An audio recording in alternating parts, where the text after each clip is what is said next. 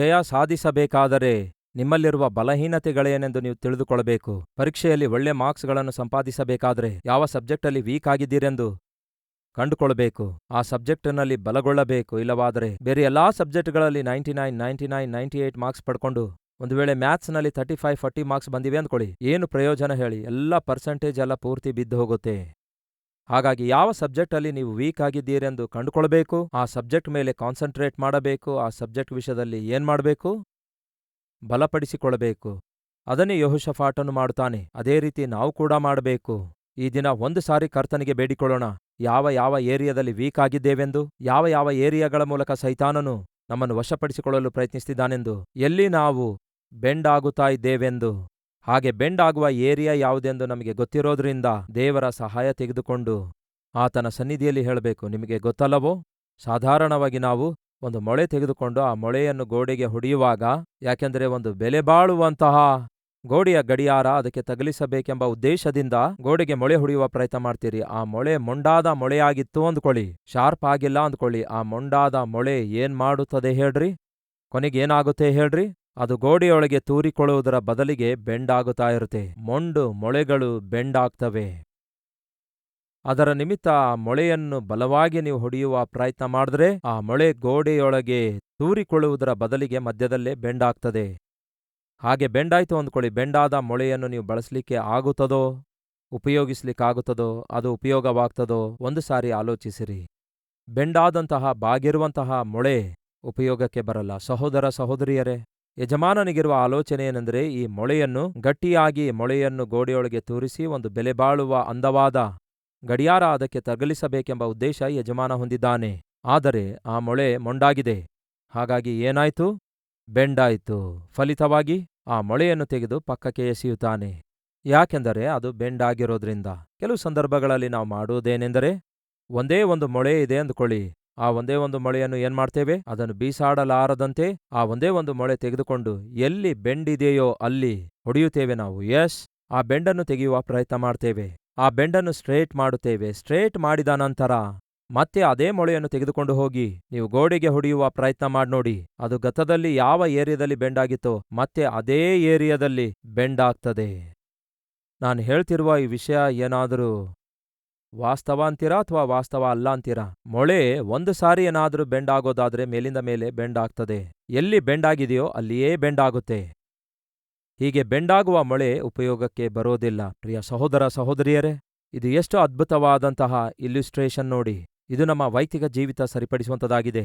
ನಾವು ಕೂಡ ಯಾವ ಏರಿಯಾದಲ್ಲಿ ಬೆಂಡಾಗುತ್ತಾ ಇರುತ್ತೇವೋ, ಯಾವ ಏರಿಯಾದಲ್ಲಿ ಸೈತಾನನಿಗೆ ಒಳಗಾಗುತ್ತಾ ಇರುತ್ತೇವೋ, ಬಾಗುತ್ತಾ ಇರುತ್ತೇವೋ, ಅದೇ ಏರಿಯಾದಲ್ಲಿ ಮೇಲಿಂದ ಮೇಲೆ ಬಾಗುವಂತಹ ಪ್ರಯತ್ನ ಮಾಡ್ತೇವೆ, ಬಾಗಿಕೊಳ್ತಾ ಇರ್ತೇವೆ. ದೇವರಿಗಿರುವ ಆಸೆ ಏನೆಂದರೆ ನಮ್ಮನ್ನು ಉಪಯೋಗಿಸಿಕೊಳ್ಬೇಕು. ನಮ್ಮ ಜೀವಿತಕ್ಕೆ ಅದ್ಭುತವಾಗಿರುವ ಅಂದವಾಗಿರುವಂತಹ ಆ ಒಂದು ಕಾರ್ಯಗಳು ತಗಲಿಸಬೇಕು. ನಮ್ಮ ಜೀವಿತಗಳು ಉಪಯೋಗ ಆಗಬೇಕು. ನಮಗೆ ಬೆಲೆ ಬಾಳುವವುಗಳನ್ನು ಒಪ್ಪಿಸಿಕೊಡಬೇಕು ಎಂಬುದಾಗಿ, ಒದಗಿಸಬೇಕು ಎಂಬುದಾಗಿ ದೇವರು ಆಲೋಚಿಸಿ ಉಪಯೋಗಿಸಿಕೊಳ್ಳಬೇಕು ಅಂದುಕೊಂಡಾಗ ನಾವೇನ್ ಮಾಡ್ತೇವೆ? ಬಾಗುತ್ತಾ ಇರ್ತೇವೆ. ಮೊಂಡುತನದಿಂದ ಬಾಗುತ್ತಾ ಇರ್ತೇವೆ. ಫಲಿತವಾಗಿ ಬೆಂಡಾಗುತ್ತಾ ಇರ್ತೇವೆ. ಫಲಿತವಾಗಿ ಉಪಯೋಗ ಇಲ್ಲದವರಾಗಿ ಪಕ್ಕಕ್ಕೆ ತಳ್ಳಿ ಹಾಕಲ್ಪಡ್ತೇವೆ. ಈ ದಿನ ನಮ್ಮಲ್ಲಿ ಅನೇಕರು ಆ ಜಾತಿಗೆ ಸೇರಿದವರಾಗಿದ್ದಾರೆ. ದೇವರು ನಿಮ್ಮನ್ನು ಎಷ್ಟೋ ಉಪಯೋಗಿಸಿಕೊಳ್ಬೇಕೆಂದು ಬಯಸಿದ್ದಾರೆ. ನಿಮ್ಮ ವಿಷಯದಲ್ಲಿ ಉನ್ನತವಾದ ಆಲೋಚನೆಯುಳ್ಳವರಾಗಿದ್ದಾರೆ. ನಿಮಗೆ ಶ್ರೇಷ್ಠ ಭಾಗ್ಯ ಕೊಡಬೇಕೆಂದು ಬಯಸುತ್ತಿದ್ದಾರೆ. ಮೊಳೆಯ ಬೆಲೆ ಎಷ್ಟು ಹೇಳ್ರಿ? ಒಂದು ಮೊಳೆ ಬೆಲೆ ಎಷ್ಟು ಹೇಳಿ? 1 ರೂಪಾಯಿ ಅಂದುಕೊಳ್ಳೋಣ. ಆದರೆ ಅದಕ್ಕೆ ತಗಲಿಸುವ ಗಡಿಯಾರದ ಬೆಲೆ ಎಷ್ಟಾಗಿರಬಹುದು? 3,000 ಆಗಿರಬಹುದು, 10,000 ಇರಬಹುದು, 20,000 ಕೂಡ ಇರಬಹುದು. ಆದರೆ ಆ ಮೊಳೆ ಅದನ್ನು ಅರ್ಥ ಮಾಡಿಕೊಳ್ತಿಲ್ಲ. ನನ್ನ ಬೆಲೆ ಎಷ್ಟು? After all 1 rupee. ಆದರೆ ನನಗೆ ಒದಗಿಸುವಂತಹ ಆ ಗಡಿಯಾರದ ಬೆಲೆ ಎಷ್ಟು? ತನಗಿಂತಲೂ ಕೆಲವೊಂದು 100, 1000 ಪಟ್ಟು ಹೆಚ್ಚು. ಆದರೂ ಕೂಡ ಅದು ಬೆಂಡಾಗುವುದರ ಮೂಲಕ ಬೆಲೆಬಾಳುವ ಗೋಡೆ ಗಡಿಯಾರವನ್ನು ತಾನು ಹೊಂದಿಕೊಳ್ಳುವುದಕ್ಕಾಗಿ ಅವಕಾಶವಿಲ್ಲದಾಗಿರುತ್ತೆ. ಸಹೋದರ ಸಹೋದರಿ, ಕೇಳ್ತಾ ಇದ್ದೀರಾ?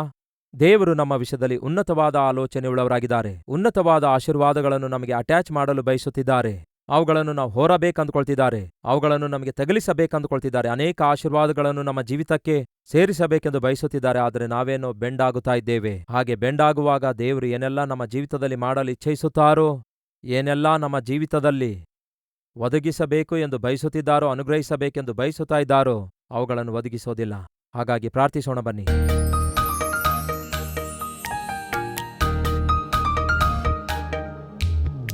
ಮಹಾಪರಿಶುದ್ಧನಾದ ಪ್ರೀತಿಯುಳ್ಳ ತಂದೆಯೇ, ಹಾಗೆಯೇ ನಮ್ಮ ಜೀವಿತದಲ್ಲಿ ದೇವರೇ, ನಾವು ಎಲ್ಲಿ ಸೈತಾನನು ನಮ್ಮ ಮೇಲೆ ದಾಳಿ ಮಾಡುವಂತಹ ಏರಿಯಾ ಇಟ್ಕೊಂಡಿದ್ದೇವೋ ಆ ಏರಿಯಾವನ್ನು ನಾವು ಬಲಪಡಿಸಿಕೊಳ್ಳಬೇಕು. ಹಾಗೆಯೇ ದೇವರೇ, ನಿಮ್ಮ ವಾಕ್ಯದಿಂದ, ನಿಮ್ಮ ಸನ್ನಿಧಿಯಿಂದ, ನಿಮ್ಮ ಶಕ್ತಿಯಿಂದ ನಮ್ಮ ಜೀವಿತವನ್ನು ತುಂಬಿಸಿಕೊಳ್ಳಬೇಕು. ನಾವು ಬೆಂಡಾಗುವವರಾಗಿರಬಾರದು.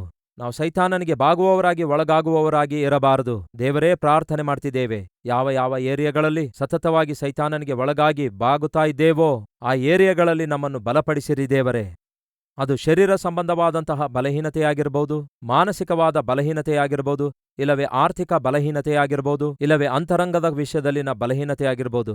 ಯಾವುದೇನೇ ಆಗಿದ್ರೂ ಸಹ ಅದು ಮೇಲಿಂದ ಮೇಲೆ ನಮ್ಮನ್ನು ಬೆಂಡ್ ಮಾಡದಂತೆ ನಮಗೆ ಬೇಕಾದ ಬಲವನ್ನು ದಯಪಾಲಿಸಬೇಕೆಂದು ಕೋರಿಕೊಳ್ತೇವೆ ದೇವರೇ. ಜೀವಿತದಲ್ಲಿ ಯಾವ ಏಳಿಗೆ ಇಲ್ಲದವರು ಬಹಳಷ್ಟು ಜನ ಇದ್ದಾರೆ.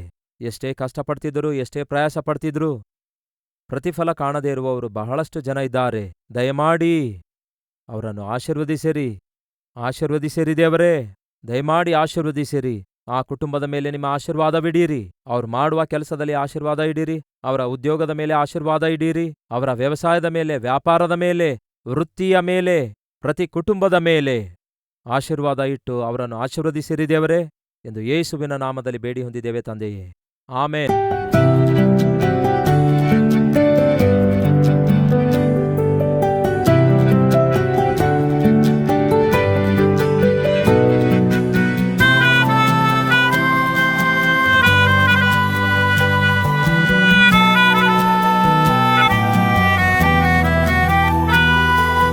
ದಿನ ಸಾರಿದ ಸಂದೇಶ ನಿಮಗೆ ಆಶೀರ್ವಾದಕರವಾಗಿರುವುದಾದರೆ ಲೈಕ್ ಮಾಡಿರಿ.